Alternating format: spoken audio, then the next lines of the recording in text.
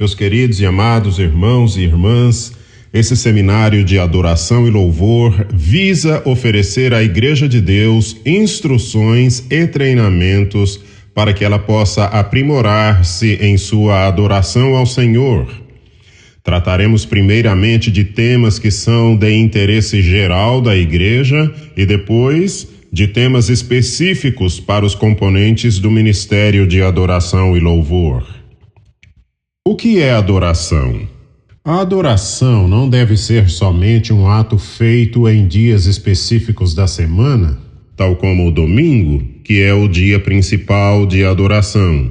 Deixe-me destacar aqui a necessidade de guardar o dia santificado para o descanso pelo Senhor, que para os cristãos é o domingo, o dia que Jesus ressuscitou.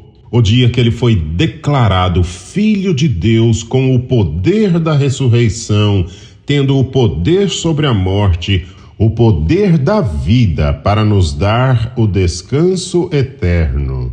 Este dia foi recebido pelos apóstolos como o dia separado para o culto de adoração ao Senhor, como nos mostram os textos de Atos 20, verso 7, e Apocalipse 1, verso 9. Mas eu estava dizendo que adoração não é somente algo que a gente faz num lugar que a gente chama de igreja. Eu sei que vocês sabem que a igreja não é aquele prédio onde a gente presta serviço de adoração ao Senhor, que a igreja são as pessoas redimidas pelo sangue de Cristo, justificadas em Cristo, perdoadas em Cristo, santificadas e glorificadas em Cristo. A igreja é a companhia dos santos que entrarão no céu, que serão salvas por Jesus Cristo. Fazemos regularmente o culto corporativo e solene de adoração ao Senhor no domingo, e devemos fazê-lo no domingo porque é mandamento de Deus. Devemos também oferecer adoração ao Senhor individualmente, em família e em grupos. Entretanto, a adoração ao Senhor é uma atitude de vida que temos a cada batida do coração, a cada respirar, nós adoramos o Senhor. A adoração ao Senhor Jesus é uma expressão do amor ao Senhor, com gratidão pelo seu amor, porque Ele nos amou primeiro. O Senhor manifesta a sua glória em nós através do Espírito Santo, vivendo as virtudes da natureza divina em nós, e nós respondemos com o louvor à sua gloriosa graça. Adorar é essencialmente manifestar e proclamar a verdade de Deus através do nosso viver, com reverência, temor e fé. Deus revela aquilo que Ele é e aquilo que Ele faz, especialmente na Sua palavra e pelo Espírito Santo. A adoração é considerada, nas línguas originais da Bíblia, como um serviço que prestamos a Deus. O primeiro aspecto da adoração a Deus é expresso na língua hebraica pela palavra Oved, que deu origem ao nome Obed, o avô do rei Davi. O nome dele significa adorador ou servidor, porque essa palavra significa trabalhar ou servir. Imagine-se vivendo na antiguidade, onde as atividades da sua vida eram aquelas que o rei dizia que você deveria fazer. Se você queria plantar trigo, mas o rei queria que você plantasse oliveiras, então você plantaria oliveiras. No nosso caso, o Senhor Jesus nos ensina exaustivamente que nós existimos e devemos viver para fazer a vontade do Pai, para fazer a vontade de Deus. No Evangelho de João, especialmente, ele nos ensina que Jesus existe e vive para fazer a vontade de Deus. E porque nós somos unidos a Cristo, somos um espírito com Cristo, então nós também devemos viver para fazer a vontade de Deus. A nossa vida não consiste em fazer a nossa própria vontade, pois a nossa vontade seria a vontade da carne, da natureza pecaminosa, que é inimiga de Deus, hostil contra Ele e governada por Satanás. Portanto, a nossa vida não consiste em realizar os desejos da natureza humana, caída e pecaminosa, mas sim de fazer a vontade de Deus, que é santa, pura, justa e boa. Esse termo em hebraico oved, que é servir, é traduzido para o português como adorar. O correspondente no Novo Testamento é o termo grego latria, e o encontramos, por exemplo, em Romanos 12:1, onde Paulo nos exorta a prestar o nosso culto racional a Deus. Nesse texto é empregado o termo grego latria, que tem o mesmo sentido de oved, que é servir, trabalhar. Então, o cristão deve ser como quem serve, é um servo de Deus. Em Daniel 7:14, que diz que todo reino e domínio será dado ao Filho do Homem, a Jesus Cristo, e todas as nações, povos e línguas o servirão, ou, como em algumas Bíblias traduzem, o adorarão, a palavra encontrada no hebraico é o verbo pelar, que também significa servir ou trabalhar, e é traduzida como adorar. Esse termo também se relaciona com o grego latria, usado no Novo Testamento, de maneira que na Septuaginta, a versão grega do Antigo Testamento, encontramos nesse texto de Daniel 7:14, um termo cognato de latria. Uma outra maneira de compreender como a vida de adoração significa viver para fazer a vontade de Deus é nós entendermos que somos o corpo de Cristo. O corpo humano tem muitos membros, mas o teu dedo não faz o que ele quer, mas faz o que a cabeça manda. Os teus olhos não fazem o que eles querem, eles fazem o que a cabeça manda. Da mesma maneira, no corpo de Cristo, cada membro, você e eu, que somos membros do corpo de Cristo, não devemos fazer o que queremos, mas sim o que o cabeça manda, porque somos um com Cristo e nós todos somos o corpo de Cristo. Não faz sentido que, como membros do seu corpo, tomemos decisões independentes daquele que é o cabeça. Nós fazemos a vontade daquele que é o cabeça, Jesus Cristo, nosso Senhor e cabeça da igreja, que é o seu corpo. Então, ouça bem, o adorador é um servo de Deus que entende que ele existe e vive para fazer a vontade de Deus. A nossa vida, nosso estilo de vida é uma vida de adoração, porque em todo o tempo nós fazemos a vontade de Deus de todo o nosso coração, com toda a nossa alma, com toda a nossa força e com todo o nosso entendimento. Esse é o primeiro aspecto da adoração. A adoração é um estilo de vida, é viver para fazer a vontade de Deus e não para fazer a vontade da natureza humana que é caída e pecadora. O segundo aspecto importante da adoração é expresso pela palavra shachá, em hebraico, que significa prostrar-se em terra. Então, você se prostra com os joelhos no chão, com o rosto no chão, com as mãos no chão, que é uma maneira de você mostrar reverência, honra, temor e respeito. Nós que pertencemos ao Senhor Jesus só nos prostramos diante de Deus. Nós não nos prostramos diante da criação, nada na criação, nem anjos, nem homens, nem animais, nem estátuas, nada. Nós nos prostramos somente diante de Deus. Mas não é o prostrar físico, é prostrar o coração. E prostrar o coração significa você esvaziar-se de tudo o que você é ou tudo o que você pensa que é. É esvaziar-se de tudo isso para que você possa ser cheio do Espírito Santo, para que o Espírito Santo possa te encher. Você sabe que se você tiver um copo cheio de lama, você não pode enchê-lo de água pura, porque ele já está cheio. Então você precisa se esvaziar para o Espírito Santo te encher. A ideia de prostrar-se corresponde a se colocar em um nível mais baixo diante de Deus. Mas como Deus é Espírito e nós o adoramos em espírito e em verdade, não faz sentido pensarmos em nos colocar fisicamente na posição mais baixa. mas devemos colocar o nosso coração na posição mais baixa.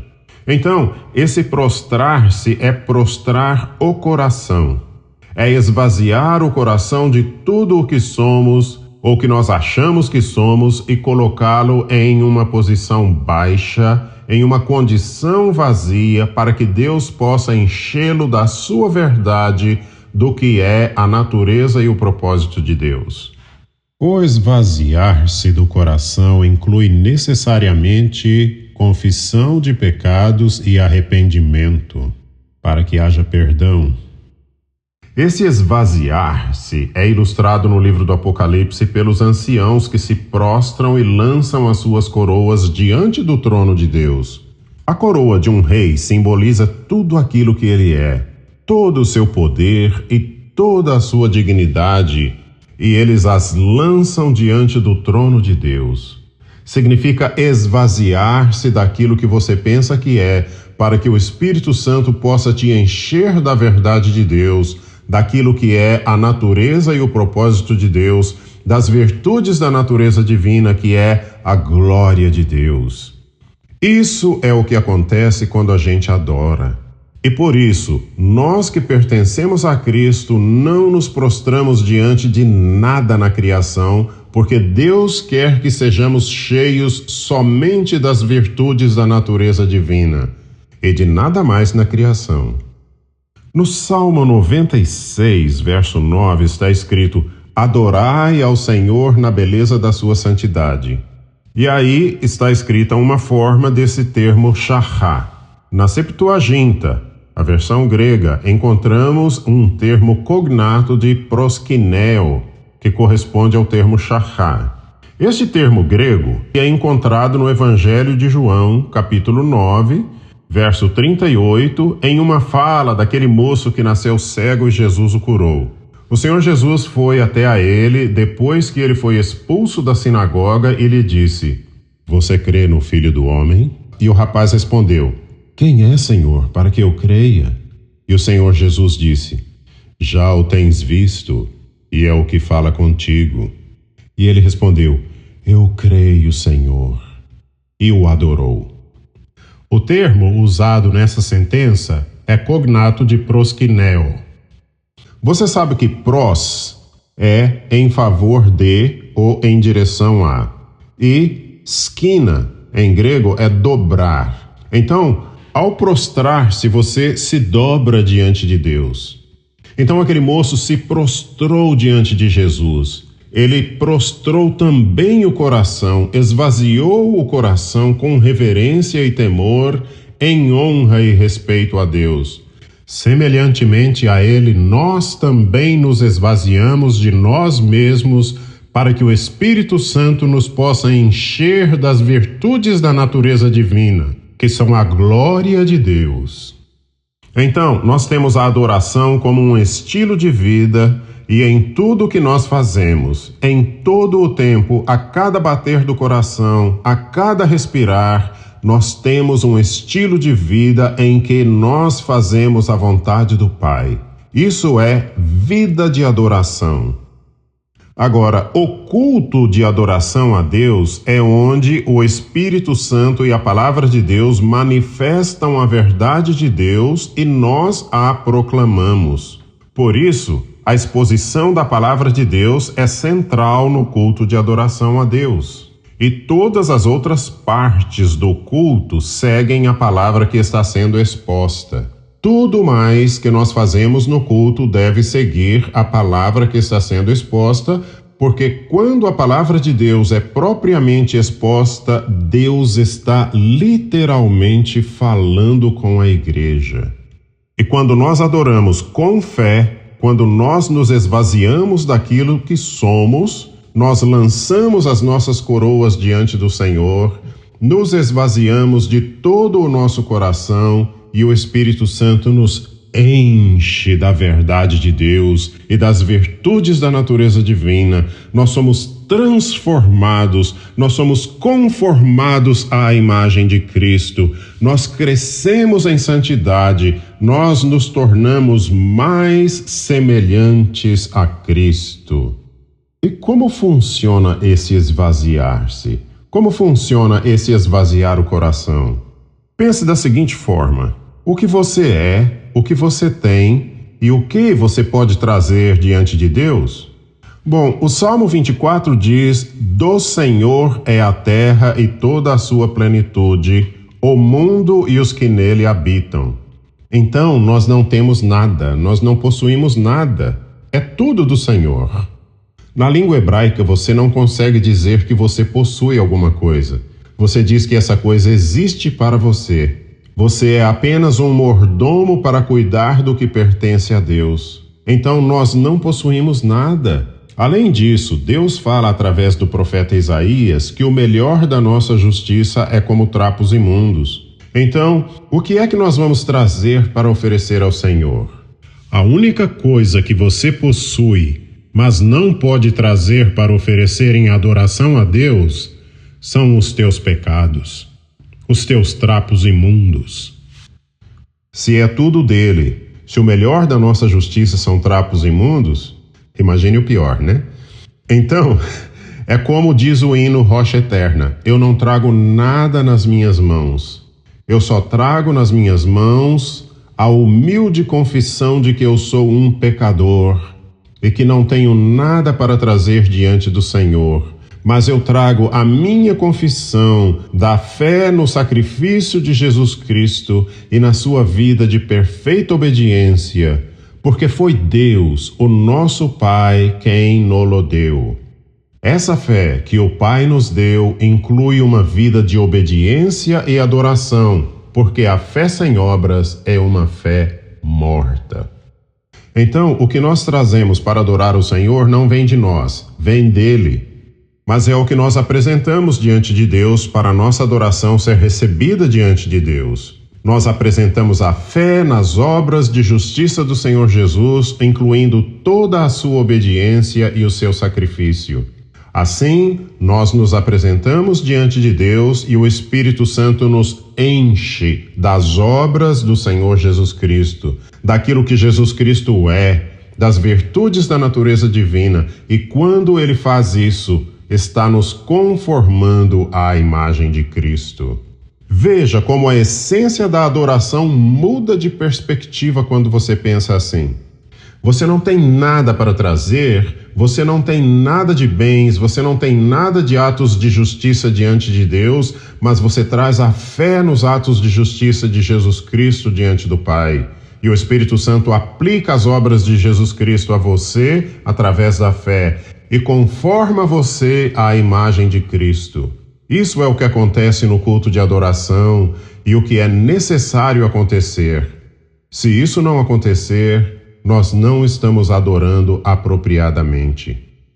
Então, note que o culto de adoração a Deus não é simplesmente você ir lá na igreja, cantar hinos, fazer orações e ouvir a palavra que foi pregada e sair de lá igual ao que você entrou. Se você saiu de lá igual, então você não adorou a Deus, porque o objetivo da adoração a Deus é manifestar, proclamar e louvar a glória de Deus revelada na sua palavra pelo seu Espírito.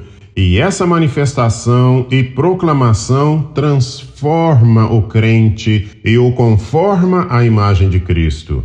Se você não foi mais conformado à imagem de Cristo do que você era antes, então você não adorou. Então pense nisso. Antes de você ir adorar, você deve orar, jejuar, preparar o seu coração para ser transformado, para ser conformado à imagem de Cristo.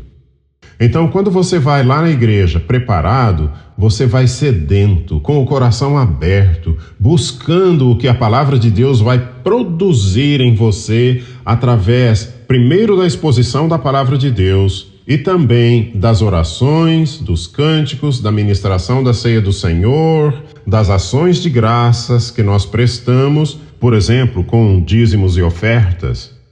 Então, tudo o que nós fazemos deve nos transformar, deve nos conformar à imagem de Cristo, senão você não adorou. Ser conformado à imagem de Cristo é o eterno propósito de Deus. Foi para isso que ele enviou o seu Filho para obedecer em tudo, para te dar a justiça dele, e o enviou para a cruz para pagar pelos seus pecados, para poder te conformar à imagem de Cristo, para te adotar na família dele, para que você seja um filho como Jesus, para o louvor da glória da graça de Deus.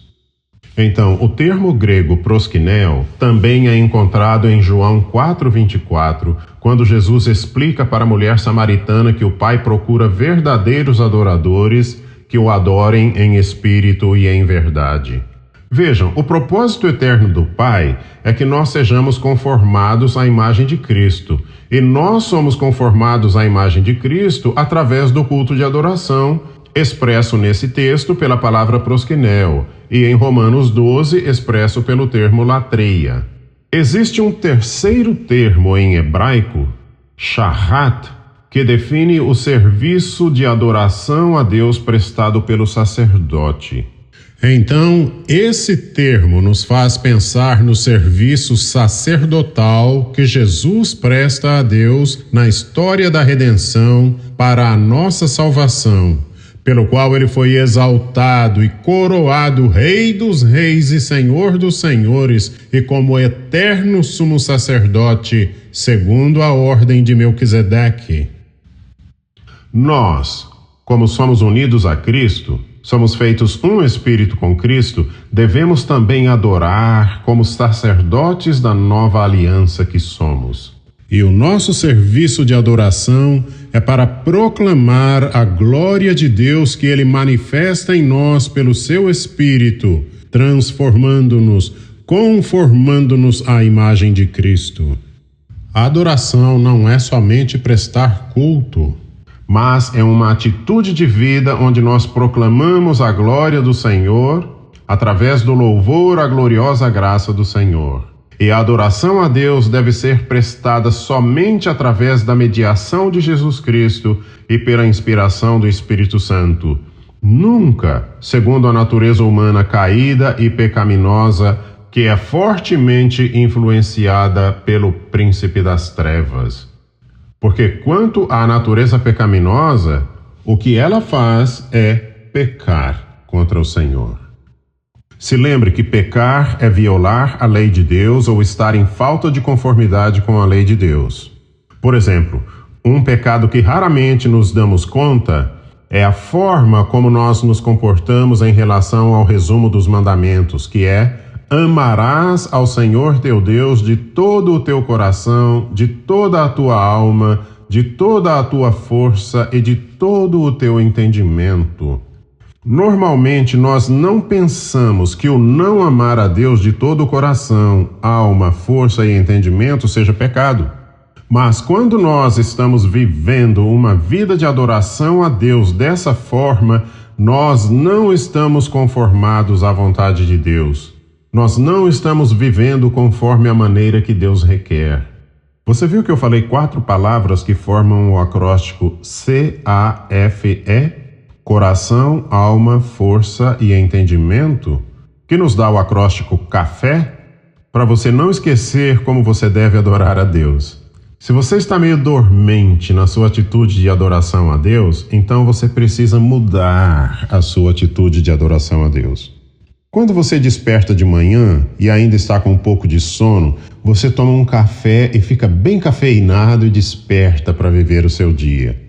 Mas na vida de adoração você precisa despertar para viver a vida de adoração com jejum, oração, leitura e estudo da Bíblia, meditação e obediência à palavra de Deus.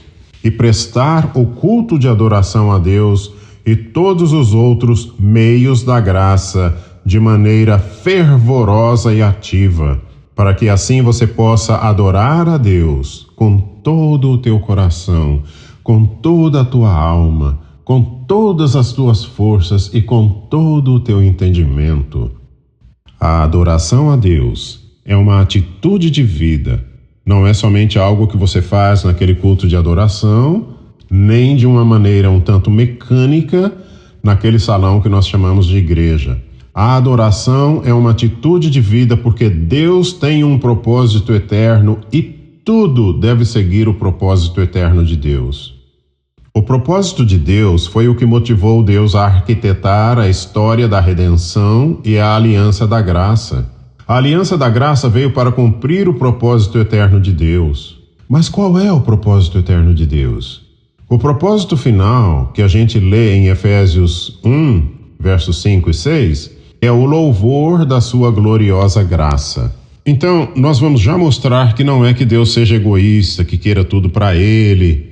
Muito pelo contrário, muita gente pensa assim: se é tudo para a glória de Deus e tudo para o louvor da graça de Deus, então Deus está sendo egoísta, que quer tudo só para Ele.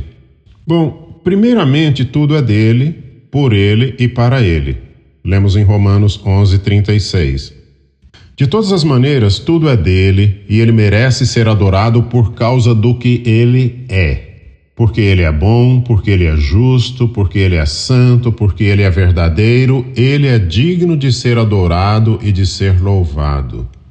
Mas, para entender bem o conceito de propósito eterno que a Escritura está nos ensinando, que Deus está ensinando através da sua palavra, é que Romanos 8, versos 28 e 29, diz que Deus nos predestinou para sermos conformados à imagem do seu Filho. Ou seja, Deus, na eternidade, nos destinou para sermos moldados à imagem do seu Filho, para sermos como Jesus Cristo, e para que Jesus seja, então, o primeiro entre muitos irmãos.